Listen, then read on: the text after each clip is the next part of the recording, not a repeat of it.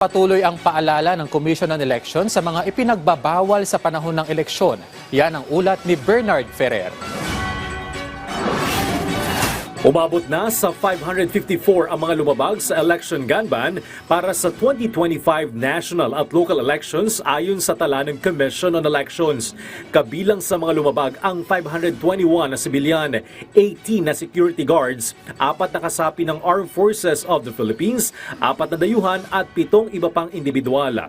Patuloy ang paalala ng COMELEC sa publiko na sumunod sa mga alituntunin ng halalan.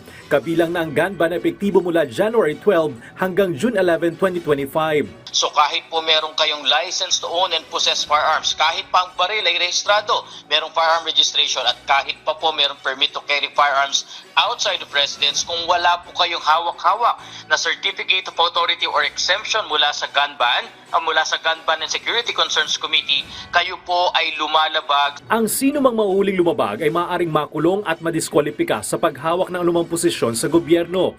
Patuloy ring nagsasagawa ng mga checkpoint ng kapulisan upang masigurong nasusunod ang election gun ban.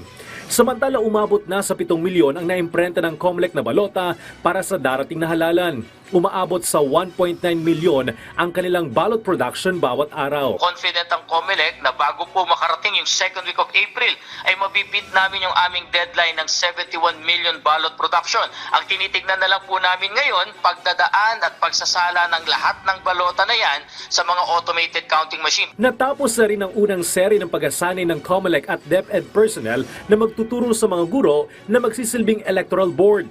Kasado na rin ang pag-asanay para sa PNP personnel na maaari maglingkod bilang electoral board sa mga kritikal na lugar. Bernard Ferrer para sa Pambansang TV sa Bagong Pilipinas.